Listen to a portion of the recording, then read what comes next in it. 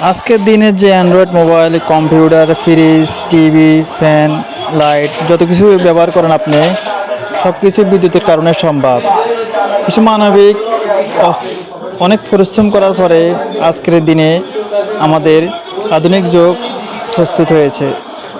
আজকের যত মেইন কারখানা, ফ্যাক্টরি চলতেছে, এত সফলতা বিদ্যুতের কারণে হয়েছে। কারা এই অবদান রাখলো? কাদের এই চিন্তাশীলের কারণে আজকে আমাদের বিদ্যুতের জায়গায় পৌঁছলো? আমরা দৈনন্দিন বিদ্যুৎ ছাড়া অচল। আগামীর যুগে বিদ্যুৎ ছাড়া বিকল্প করা যায় না। ইন্টারনেট থেকে শুরু করে একটি ওয়ার্কশপ থেকে শুরু করে যে কোনো দোকান আমরা বিদ্যুতের উপরে নির্ভরশীল বর্তমানে। 1700 শতকে বেঞ্জামিন নামের এক বৈজ্ঞানিক আমেরিকার তিনি আকাশে বীর্যপাত দেখে তিনি বিদ্যুতের কথা চিন্তাধারা করে।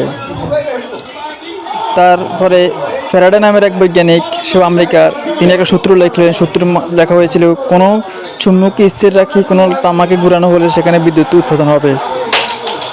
এই গবেষণা একদিনে হয় না, দিনের পর দিন গবেষণা হয়েছিল। তারপরে বেঞ্জামিন বিদ্যুৎ আবিষ্কার করতে সক্ষম হলো, কিন্তু বিদ্যুতের কোনো ব্যবহার ছিল না। তো থমাস আলভা এডিসন নামের এক বৈজ্ঞানিক, তিনি 1880 সালে বাল্ব তৈরি করতে সক্ষম হন। তখন মানুষ ভালো ইউজ করা শুরু করে। তার কোম্পানিতে কাজ করত নিকোলা টেসলা নামের এক বৈজ্ঞানিক। কিন্তু এডিসন তিনি এসি কারেন্ট ব্যবহার করতেন, এসি জেনারেটরের মাধ্যমে। কিন্তু এসি জেনারেটর বেশি দূরে কারেন্ট যেত না। তখন নিকোলা টেসলা তাকে বুঝে দিল যে এসি কারেন্ট তৈরি করার একটা পরিকল্পনা। কিন্তু তাকে বললো তুমি চুপ করে তোমার কাজে মন দাও। নিকোলা টেসলা এই কোম্পানি থেকে বাইরে হয়ে নিজে একটা কোম্পানি তৈরি করে, যেখানে এসি জেনারেটর, এসি কারেন্ট উৎপাদন হয়।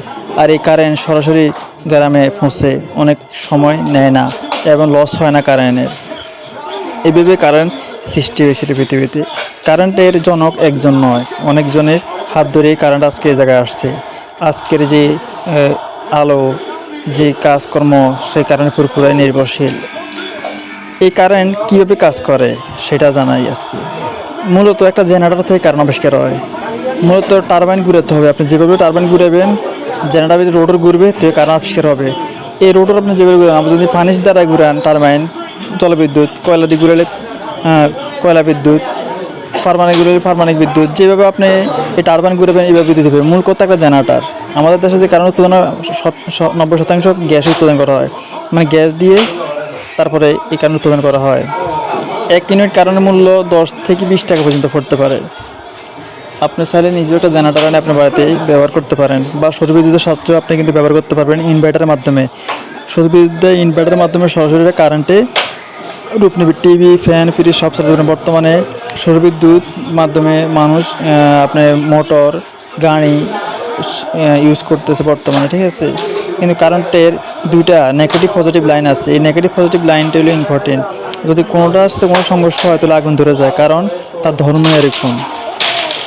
কারেন্টে শর্ট করলে মানুষ কেন মারা যায় জানেন? কারণ কারেন্ট মানুষের মাধ্যমে ডিসকানেক্ট হয়, তাই ডিসকানেক্টের কারণে মানুষ মারা যায়। তাই কারেন্ট ধরার সময় জুতা পায় বা কাঠ থাকলে, শুকনো জায়গা ভালো থাকলে কারেন্টে শর্ট করলে মরে না। ফাঁকিটা কেন মরে না জানেন? কারণ ফাঁকিদের ফাঁকির মধ্যে এরকম একটা রবার আছে যা কারেন্ট ফোকাস করতে পারে। তবে একটা ফাঁকি যদি আরেকটা গাছের সাথে, আরেকটা তার সাথে ঢানা লাগে, তো শর্ট করে সে মারা যেতে পারে। আর এই কারেন্টের মূল আবিষ্কারক যদি ধরা যায় ফ্যারাডেকে, তারপর বেঞ্জামিন, তারপর থমাস আলভা এডিসন, তারপর টেসলা যে একটা কয়েল আছে না, একটা কয়েলে তার একটা কয়েলে কারেন্ট হয়, কিন্তু কোনো মাধ্যমে কোনো তারের প্রয়োজন হয় না। এটাকে টেসলা কয়েল বলা হয়। এই তারের মাঝখানে যদি কেউ হাঁটতে, সে মারা যাবে। তাই এই টেসলা কয়েলকে গোপন করা হয়েছে। কিন্তু এখনও কিছু কোম্পানি তাকে ব্যবহার করা শুরু করছে, যখন আমরা মোবাইল চার্জ দিই সংযোগ ছাড়াই। সবাই ভালো থাকবেন, ধন্যবাদ। এরকম ভিডিও পেতে আমাদের সাথে থাকবেন, সাবস্ক্রাইব করে আর লাইক করে অবশ্যই জানাবেন কেমন হলো। ধন্যবাদ।